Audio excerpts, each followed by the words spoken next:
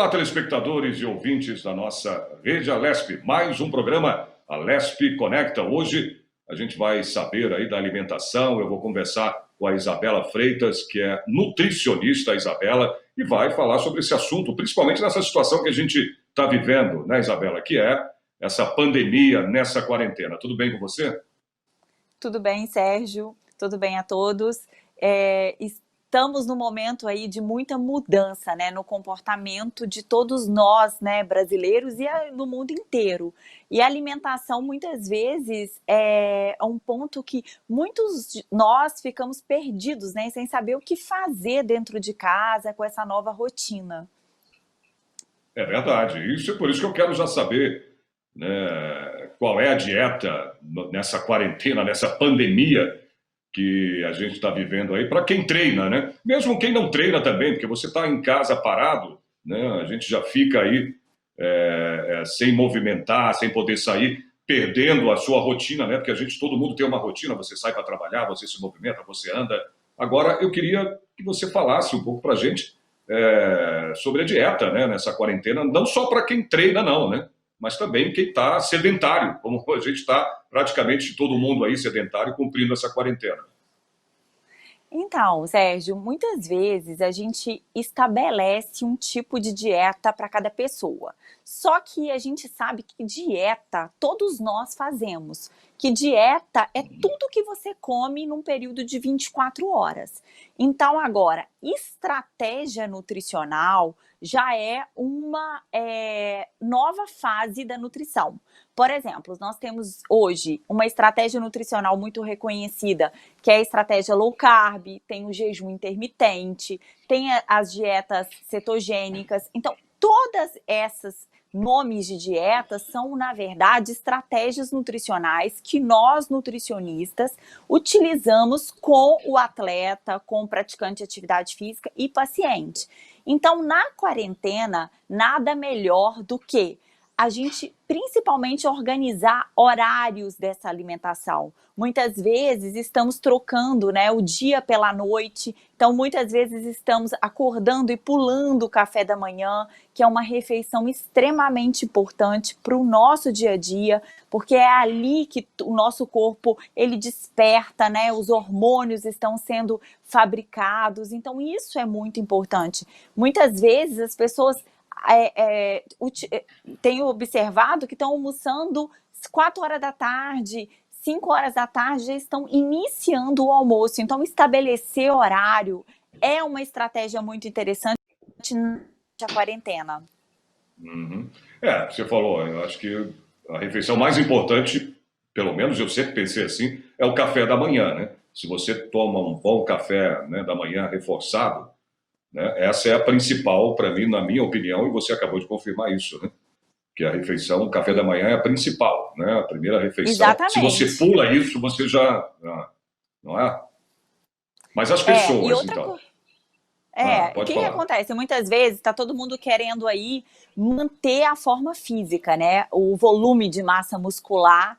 Então, para isso, uma estratégia muito interessante é você comer nos horários. Sempre alimentar com uma quantidade correta de carboidrato, proteína, gordura. Não fazer dietas restritivas, porque nesse momento nós temos uma maior ansiedade, né, por estar em casa, temos uma maior vontade, talvez, de ir à geladeira mais vezes, né, durante o dia. Então, isso é muito importante, você não ter restrição. Hoje eu vou fazer um jejum de 24 horas, porque ontem eu comi muito. Não, isso a gente não pode fazer, porque essa restrição vai gerar uma compulsão ainda maior. E muitas vezes favorece a perda de massa muscular, que está todo mundo aí preocupado, né? Se exercitando em casa, tentando fazer a musculação, mesmo dentro de casa, muitos treinos em casa acontecendo. Então, assim, uma dica extremamente importante: não pular a refeição e não ficar muito tempo sem comer dentro de casa. Sempre estabelecer horário para toda a refeição. Uma pergunta assim, qual o perigo, né, em a gente praticar, claro, né, uma atividade física, independentemente dela, mas sem você estar com uma alimentação correta? Tem algum perigo? Temos muitos efeitos colaterais dessa atividade física sem alimentação. Um dos perigos, né, que a gente costuma falar é a hipoglicemia. O que é a hipoglicemia? É a falta de glicose no sangue, é a falta de energia. Então, muitas vezes dá aquele teto preto, né? A pessoa tem aquela sensação de desmaiar durante uma atividade física, tem aquela sensação de fraqueza, né? Porque a glicose é o maior combustível para o nosso músculo, o quê? Gerar energia. Então, ele precisa da energia que vem do carboidrato, ele precisa da energia que vem da gordura, da proteína, para até mesmo criar, né, ganhar essa massa muscular, esse anabolismo proteico que todos nós buscamos. Ele é essencial, o quê? Todos os nutrientes estão em ordem. Então, muitas vezes as pessoas ficam, eu vou fazer uma dieta low carb, não vou comer carboidrato. Aí começa a fazer um jejum intermitente, fica muito tempo sem comer e vai começar o treino. Aí no meio do treino não consegue executar exercícios, porque está sem energia. Então, essa hipoglicemia é muito séria. E também temos casos de pressão arterial elevada ou diminuída durante o exercício físico. Por quê? Porque não está alimentando de forma correta. Então, a alimentação, ela é, assim, essencial. Hoje, principalmente que agora estamos, né, nessa fase de home office, a gente tem que aproveitar a melhor alimentação, que é estar em casa. Muitas vezes a gente fala que a gente não tem tempo, né, para fazer uma alimentação adequada, para escolher os melhores alimentos. Então, tá aí o momento de todo mundo se cuidar, né? Até mesmo que essa alimentação adequada vai fazer com que a gente produza mais efetivamente em casa, né? Uhum. Pra você ter uma ideia, no meu caso, você é uma menina ainda perto de mim, né? Já vou fazer 60, estou com 60 anos. Na minha época, a minha avó falava, né, meus pais, porque a gente sabe que a alimentação não é quantidade, é qualidade, né? Isso é claro. Mas ela não deixava a gente sair, por exemplo, na rua para bater uma bola, jogar um futebol. Estou falando de 50 anos atrás, né? Sim. E ela falava assim que não deixava porque a gente tinha acabado de comer, estava com um bucho, se falava isso naquela época, né? O bucho cheio. Era muito engraçado, né? Hoje a gente ri disso. E não deixava, né? Com medo da gente passar mal, né? Que o medo era esse. Isso é verídico ou existe algo que você acabou de falar? Não, tem que se alimentar para fazer o exercício. Mas, na época minha, pelo contrário. A minha avó não deixava, meu avô não deixava a gente sair para praticar exercício ou futebol nem nada com a barriga cheia. Tinha que esperar pelo menos 1 hora e meia, 2 horas, né? Aí eles liberavam a gente. Vó sábia, porque na verdade precisamos sim de alimentar com um tempo maior dessa atividade física, em torno de 40 minutos, 1 hora antes. É um tempo maravilhoso para a gente se alimentar. Porque o que acontece? Quando a gente faz a ingestão de alimentos, o nosso alimento vai para onde? Vai para o estômago. Ali ele vai passar pelo processo de digestão. Então, toda a nossa circulação sanguínea vai estar voltada para o nosso estômago, porque é através dessa circulação aumentada que a gente vai estar fazendo toda essa absorção, digestão do alimento para ir para o intestino, e lá no intestino que muitos desses alimentos são absorvidos, que vão essa energia para onde? Para a corrente sanguínea. Então, de uma maneira simples e entendedora, quando a gente come e vai, por exemplo, nadar, você já viu falar que muitas vezes as pessoas nadando ou passam mal, tem desconforto muito grande. Então, realmente é perigoso. Por quê? A nossa circulação periférica de mão, de cabeça, a oxigenação aqui está diminuída. Então, ela está toda voltada para a alimentação no estômago. E principalmente, aí vamos falar, quando e o que comer, né? Porque não vou fazer uma atividade física, então eu não vou ingerir uma quantidade, um volume grande de alimento. Muitas vezes as pessoas me perguntam o que comer antes da atividade física. Olha, o que você gosta de comer, primeiramente, porque hábito, a nutrição ela é muito individualizada. Então, por exemplo, uma pessoa que está querendo ganhar massa magra, fazer uma panqueca de banana, amassar uma banana, misturar com um ovinho, colocar uma canela e levar à frigideira, você faz uma panquequinha de banana, toma com um cafezinho e vai para atividade física bem alimentado e com uma digestão mais facilitada, né? Porque não é um alimento de difícil digestibilidade. Agora, se você vai fazer uma refeição principal, por exemplo, o almoço, você vai treinar 1 hora da tarde, meio-dia, almoçar antes desse treino, só se faz antes. Porque o almoço, você vai comer mais proteínas, mais carboidratos complexos, onde a absorção, né, o arroz, o feijão, um frango, vai ter fibra dos legumes. Então, essa digestão ela vai estar o quê? Mais lenta, né? E isso dificulta todo o processo de quê? De absorção do nutriente, favorecendo esse desconforto aí que a sua avó falava com toda a razão. Tá vendo? E eu vou te falar uma coisa, eu tô com inveja de você agora, não pela comida, nem pela alimentação, mas esse visual atrás de você, eu tô vendo agora perfeitamente o pão de açúcar, né? Claro que você está na cidade maravilhosa, está no Rio de Janeiro, né? Eu tô vendo aí atrás de você, que bela imagem que você está aí, que você está refletindo. Nossa, impressionante. Aí tá me causando inveja, sinceramente, viu? É muito lindo, né? Não, linda, linda, linda, linda. Pão de açúcar aí, lindo, bonito, né? Rio de Janeiro. Pois é. Rio Mas de Janeiro. agora não dá para ir nem nada por causa dessa pandemia aí, a gente não pode, né, se locomover, pegar um voo para ir para mais. Assim que der, né, eu vou aí ao Rio de Janeiro, com certeza. Que tem muita e vem saudade tomar um café comigo. Vou, eu sou nascido aí, né? Sou carioca, mas já estou em São Paulo, que é a minha segunda cidade, que eu adoro. São Paulo é maravilhoso, né? Já estou há 35 anos aqui, então já sou paulista também. Mas adoro o Rio de Janeiro. Ótimos serviços, né, de alimentação Sim, em São aliás, de Paulo. alimentação da tua área, exatamente. Né? De comidas, aqui você tem de tudo, né? A hora que você quiser, é impressionante, né? A parte de alimentação em São Paulo, né, é muito rica, né? Você tem de tudo, todo tipo de comida.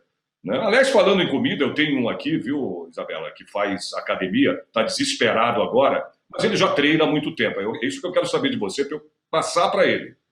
Né? Ele está fazendo os exercícios aqui em casa, que é aquele puxador, né, que você puxa, aqui tem aquelas cordas, nossa, é pesado pra caramba, e pula a corda, ele faz o exercício como se estivesse na academia. Claro que presencial é outra coisa, né?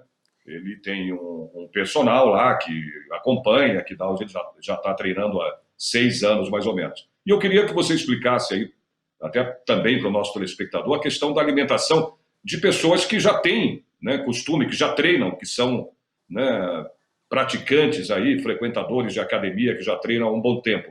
Nesse caso da pandemia, o que você indica? Que tipo de alimentação, né, mais leve? Eu não sei como é que é, eu não entendo disso, não faço academia, né, mas ele come bem e ele, né, geralmente está sempre seguindo aquela dieta, né, de quem faz academia, de quem pratica esporte.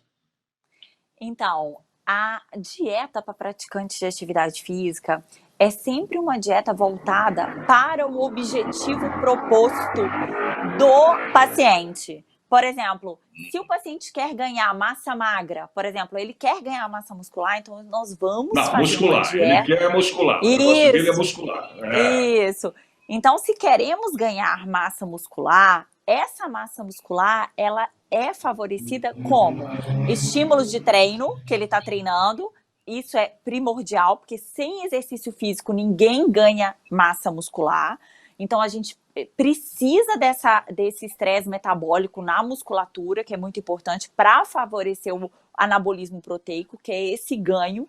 Mas precisamos também de quê? Carboidratos, proteínas e gorduras. Por quê?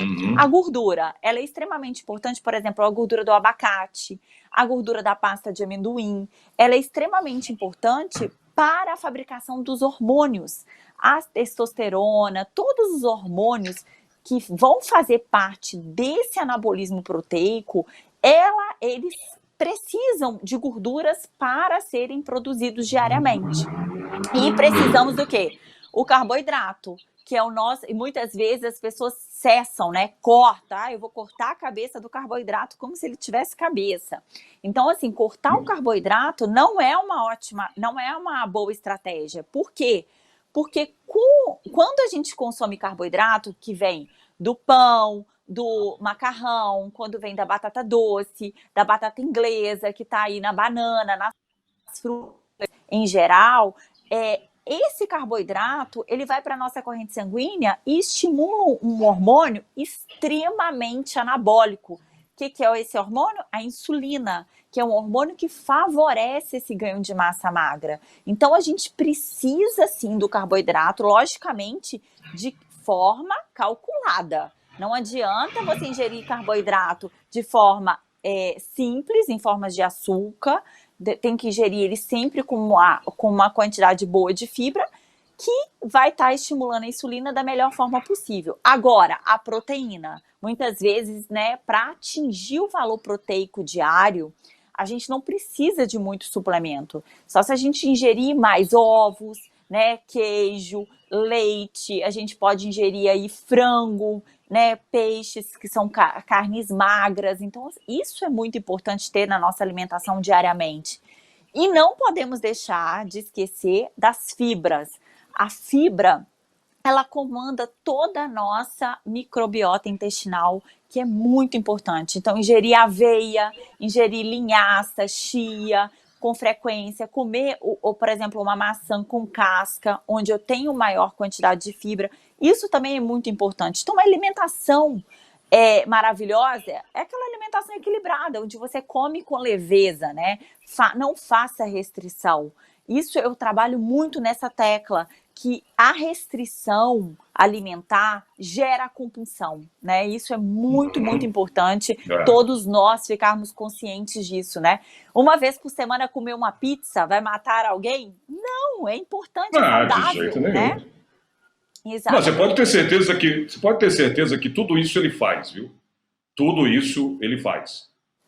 Agora, carboidrato, zero, Isabela. O negócio dele é só proteína. Eu já falei, eu não entendo tá errado. Disso, você. Foi isso que eu te falei. Isso é que eu tenho. Pois é. Isso que eu te falei, porque senão você não estimula a insulina, e você não estimulando a insulina, você não faz o anabolismo proteico, você não cresce, né? Você fica necessitando desse açúcar para fornecer um aporte, né, mais de estímulo de energia para o músculo.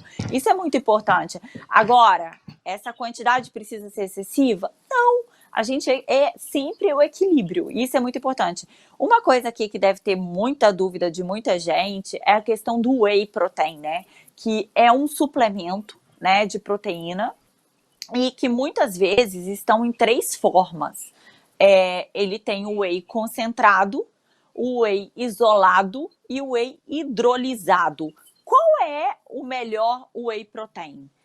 Depende do horário que você vai tomar. Por exemplo, um whey protein para a gente tomar antes do treino poderia ser um whey protein concentrado. Então não precisa de gastar tão mais caro num whey isolado, hidrolisado, para estar consumindo antes do treino. Por exemplo, a pessoa acorda de manhã e já vai sair para treinar, ou vai treinar em casa, ou vai correr.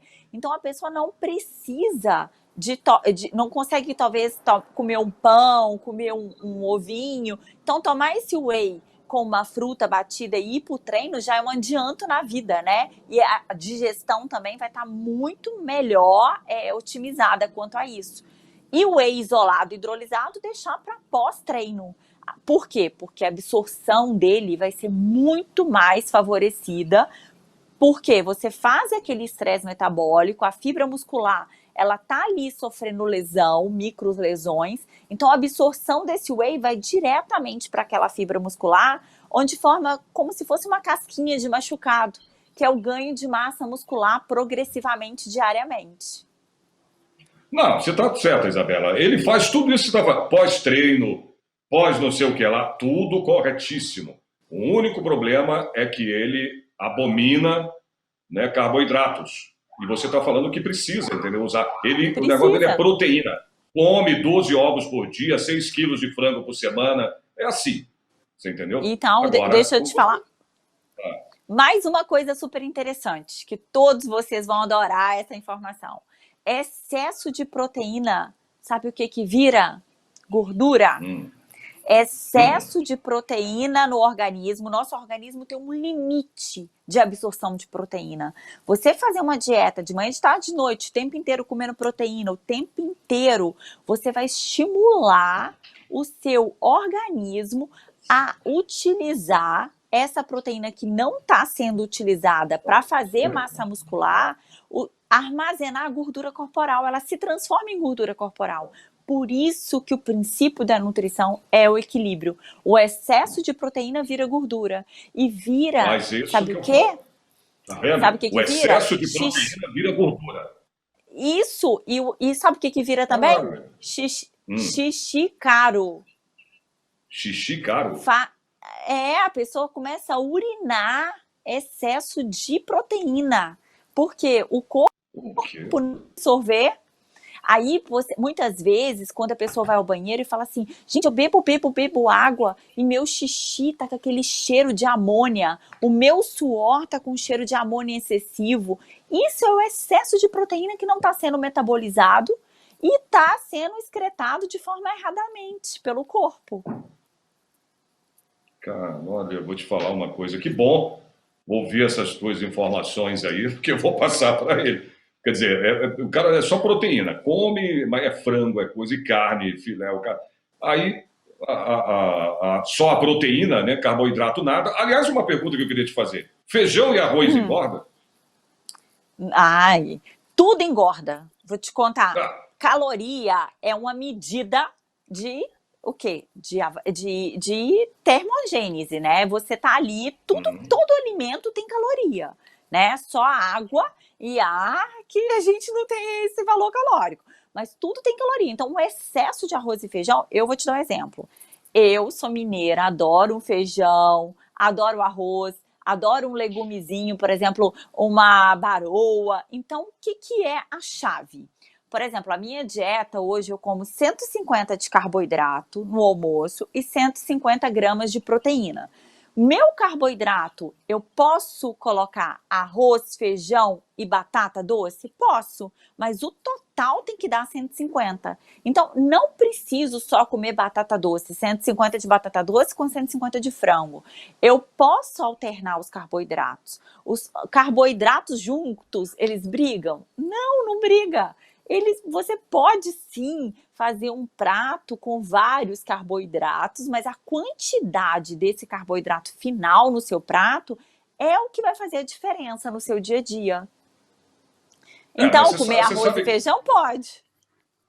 Então. Mas você sabe que eu acho, voltando até a questão lá do Pedro, que eu estou falando, do meu filho, a gente está falando né, de Sim. como você se alimentar, tudo, a dieta de proteína, de carboidrato. Eu acho que isso deve ser na academia, que deve botar na cabeça deles, falar, olha, elimina o carboidrato, só proteína, porque deve ser isso, não é possível, né? Porque não, faz mal, não adianta, não sei, muito carboidrato não combina com proteína, então é só proteína. Eu acho que deve na academia, desculpa eu falar isso, mas fazer uma lavagem cerebral na cabeça das pessoas que praticam. E ele já pratica há muito tempo, então ele sabe muito bem do que ele tem que fazer e não fazer. Só que há esse exagero em relação a ele dizer que não se pode comer, né, carboidratos que não tem nada a ver, tem que ser só proteína. Isso está errado, como você disse, né? Então, muitas vezes o carboidrato virou um grande vilão, né? Muitas vezes é isso que a gente começou falando, né, no início dessa nossa matéria toda, que a restrição, ela gera compulsão. Muitas vezes, quando eu faço uma dieta, eu coloco um chocolate todos os dias para o meu paciente. Quanto de chocolate? Eu posso comer uma barra? Não. 20 gramas de chocolate por dia, você vai estar tendo aquela satisfação de poder comer o doce, você vai comer o que você tem prazer e não vai estar exagerado. Então, isso é o mais importante. Agora, se você se restringe e fica, não vou comer mais doce algum, chocolate nenhum, aí chega no final de semana, você quer comer 2 barras de chocolate. esse é o nosso maior problema, porque essa restrição diariamente de 20 gramas, que não é maléfica para o organismo, gera uma compulsão de quase 600 gramas num único dia. Então, isso que a gente tem que ter consciência. Carboidrato é o vilão? Não. O vilão é o excesso de tudo que a gente utiliza no dia a dia. O que é melhor, perder peso ou gordura, Isabela? Olha, o melhor é perder gordura. Isso aí é uma excelente pergunta. Muitas vezes as pessoas ficam vidradas na balança, né? Pesa todo dia, toda hora, e eu perdi 3 quilos, 4 quilos. Aí você olha no espelho e não se sente feliz, porque você se sente magra, molenga, né? Que fica com aquela flacidez, aquela sensação de pele com celulite, ou de ácida. Por quê? Porque você perdeu peso, você teve o processo de emagrecimento, só que você não perdeu gordura corporal de qualidade, você não perdeu peso de qualidade.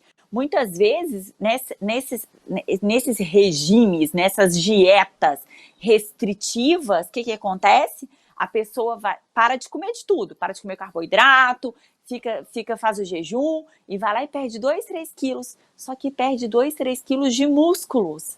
Não perde massa, não perde massa gorda, não perde gordura. Né? Exatamente. E isso é extremamente prejudicial para o seu metabolismo. Perder massa muscular é extremamente prejudicial. Você perde qualidade de vida, você perde qualidade de corpo mesmo, você perde saúde. Tem razão. Mas aí tem que botar na cabeça deles, né? Que a preocupação deles tudo é com, né, com a perda do peso, da massa muscular. Não, estou perdendo a massa muscular. E não da gordura. Então, quer dizer, é melhor perder gordura do que massa muscular. Exato. Tem toda a razão. Exatamente. É verdade. Exatamente. Isso aí, é esse processo. E me diz uma coisa. Vamos falar da mulher, né? Grávida, por exemplo. Ela pode fazer uma dieta, um tipo de dieta restritiva, esse tipo de dieta restritiva ou não? Não. A gestante é uma dieta bem interessante. É uma dieta onde a gente tem que sim fazer atividade física, a gente não pode ser uma gestante aí sedentária, mas temos que ficar atento para a nutrição, tanto da gestante como a nutrição do bebê, porque principalmente a cada trimestre, né? A dieta muda muito o perfil. A gestante inicia um tipo de dieta todo voltado para a formação do tubo neural, vitaminas, minerais, nutrientes, toda voltada para o início da formação do primeiro trimestre. Depois você já muda o planejamento estratégico da dieta para todinho do segundo trimestre, onde os órgãos já vão estar sendo formados, então você já muda o valor calórico total e muda o valor de macronutrientes e micro, que na verdade são vitaminas e minerais.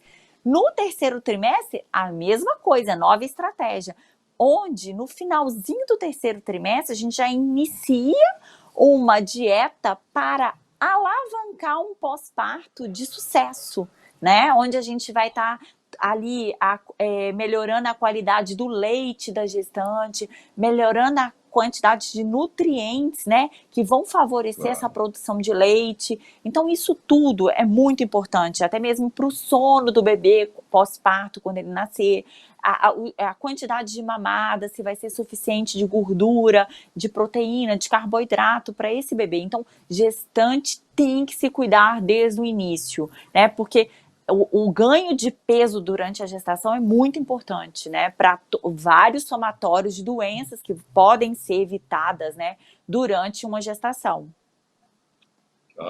Legal. Olha, a gente está chegando ao final do programa. Eu, por mim, ficaria mais umas 3 horas aí, mas eu espero ter você novamente, entendeu? Vou te chamar para a gente conversar mais sobre essa questão, principalmente pela situação que a gente está vivendo, né, dessa quarentena, por causa desse vírus. Né, são informações importantes para quem está totalmente sedentário aí, porque quase todos estamos agora, né?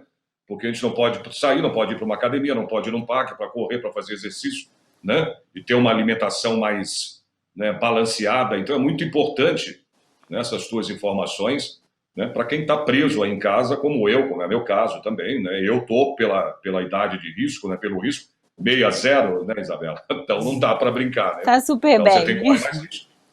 obrigado mesmo. Mas não tem mais grupo de risco, essa é a verdade, né? Então não existe mais isso. Então tem que ficar mesmo, cumprir esse isolamento social, que é a única maneira de se combater esse vírus. Eu te agradeço e vou te esperar numa próxima vez, tá bom? Eu queria que você finalizasse aí, fizesse as suas considerações. Foi um papo maravilhoso, adorei as perguntas, surpresas aí, umas perguntas bem elaboradas. Eu acho que todo mundo que estiver ouvindo vai pensar aí um pouquinho de conhecimento e espero que vocês em casa cuidem da alimentação, cuidem da qualidade de vida, porque o home office hoje, né, é uma sensação atual, mas que com certeza vai perdurar aí por um grande futuro e todos nós temos que ficar em casa e cuidar, né, tanto dessa parte de exercício físico e alimentação. Um beijo e muito obrigada. Beijo para você também, obrigado mais uma vez, tá? Até a próxima. Até a próxima. Portanto, eu conversei aí com a nutricionista, né, a Isabela Freitas, aqui no programa Alesp Conecta. Eu espero vocês no próximo programa.